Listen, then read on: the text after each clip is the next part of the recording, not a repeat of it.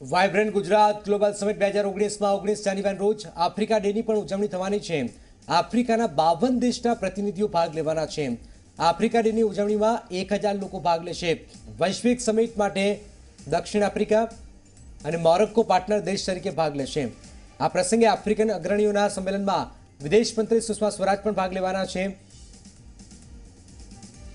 આ સમિટમાં ગુજરાત આફ્રિકા વચ્ચે हेल्थ केर, pharmaceutical, petrochemicals, mining and mineral जेवा अलग अलग सेक्टरना 12 થી 15 एमओयू કરવામાં આવી શકે છે।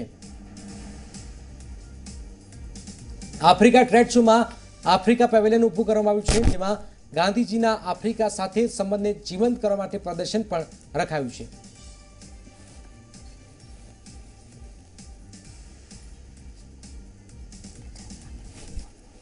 આ પહેલી વખત આફ્રિકન દેશો પોતાના પ્રોડક્ટ્સ જે ખરીદે છે એની ચર્ચા બી કરશે। આફ્રિકા એક ખૂબ એવું ડેવલપિંગ કોન્ટિનેન્ટ છે કે જે આવતા દિવસોમાં ખૂબ મોટી ખરીદી કરવાનું છે।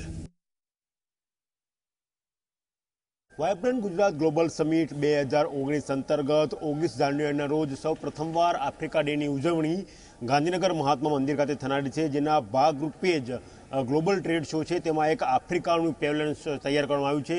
મહત્વની વાત છે કે ભારતની જે કંપનીઓના આફ્રિકા સાથેનો સીધો વેપાર છે તે કંપનીઓએ આ પેવેલિયનમાં ભાગ લીધો છે। વાત કરીએ તો સુઝલોન, વેદાંતા, ગોદરેજ, ઝાયડસ અને રિલાયન્સ જેવી અગ્રણી કંપનીઓએ પેવેલિયનમાં પોતાના સ્ટોલ રાખ્યા છે। બીજી એક વાત કરીએ તો આફ્રિકાના જે 54 દેશો છે તે પૈકીના 50થી વધારે દેશો સાથે આફ્રિકા ડેમાં ભાગ લેવા માટેની સહમતિ આવી ચૂકી છે। બાકીના જે દેશો છે તેની સાથે પણ સરકાર દ્વારા હાલ ચર્ચા વિચારણા થઈ રહી છે। 32થી વધારે આફ્રિકન દેશોએ પોતાના સ્ટોલ આ પેવેલિયનમાં લગાવ્યા છે। એક અગત્યનું પાસું આ પેવેલિયનની વાત કરીએ તો મહાત્મા ગાંધીનો સૌથી પ્રથમ સંબંધ આફ્રિકા સાથે પ્રસ્થાપિત થયો તો બરાબર એ જ થીમને અહીંયા ફરી એકવાર જીવંત કરવાનો પ્રયાસ થઈ રહ્યો છે। તમે જોઈ શકો છો કે મહાત્મા ગાંધીના જે 3 વાંદરાનો સિમ્બોલ તે અહીંયા લગાડવામાં આવ્યો છે।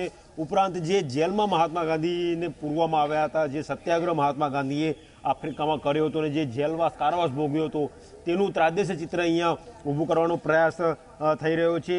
બીજું કે જે પણ યાદો હતી, જે સત્યાગ્રહ હતો, જે વેપારીઓ મહાત્મા ગાંધી સાથે જોડાયા હતા તેના ફોટોગ્રાફ્સ પણ આ જ થીમમાં ડિસ્પ્લે કરવામાં આવશે।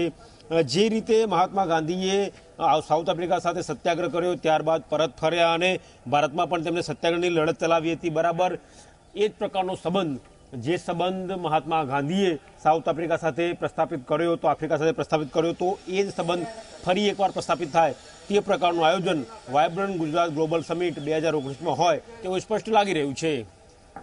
કેમેરા પર્સન હર્ષ સિરપરા સાથે ગૌરવ પટેલ, ઝી મીડિયા, ગાંધીનગર।